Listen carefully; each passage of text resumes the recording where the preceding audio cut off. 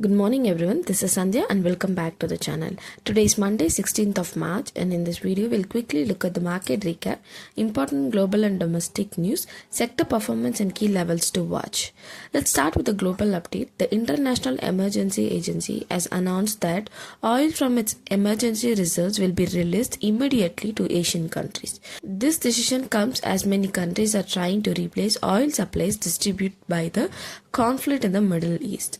Right now, the global oil market is facing one of the biggest supply disruptions in recent history because the Strait of Hormuz, a very important route for global oil shipments, has been affected by the war.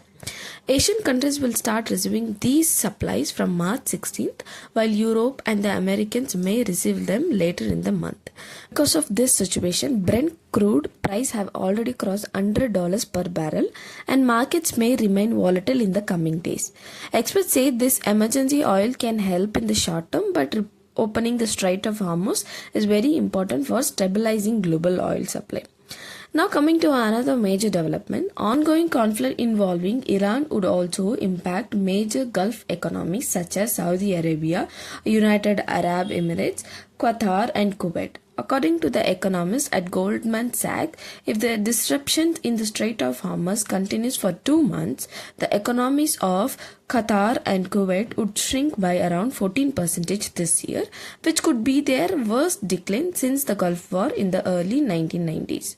Saudi Arabia and UAE may handle the situation slightly better because they have other routes to export oil.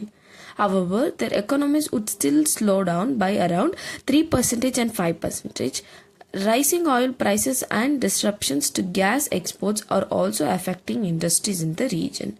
Economists also warn the sector like tourism, real estate and investment may suffer if the conflict continues.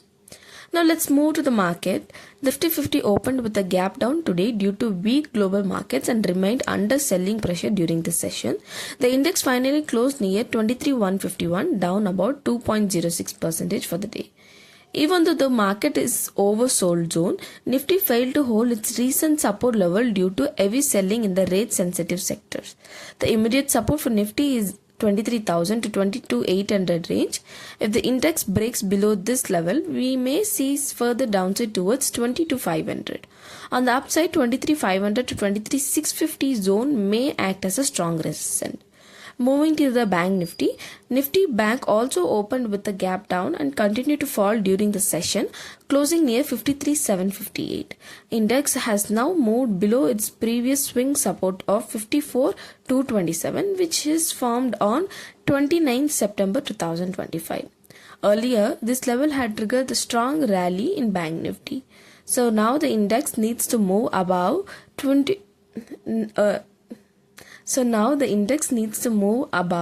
54,200 to 54,300 range to slow meaningful recovery.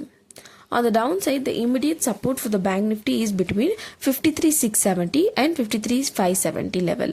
If the index moves below this level, we may see further weakness towards 53,200 and even 52,600 level. On the upside, 54,300 to 54,700 will act as a strong resistance zone. Now looking at the sector, most sector ended the day in the red. The metal sector saw the biggest fall with the stocks like Hindalco Industries and Tata Steel declining sharply due to global growth concerns. And PSU bank stocks were also under pressure.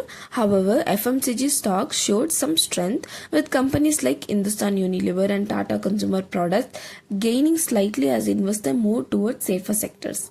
Looking at the institutional activity, on March 13, FIA were strong sellers with net selling of about 10,716 crores. On other hand, DIA were supported the market with net buying of around 9,977 crore. So far this month, FIA have sold nearly 56,883 crores, while DIA have bought around 70,527 crores, which has helped limit the market downside. I've also attached the top gainers and losers for the day for your reference. That's all for today. This video is only for educational purposes as I am not a SEBI registered advisor. So please do not make any investment decision based on this content.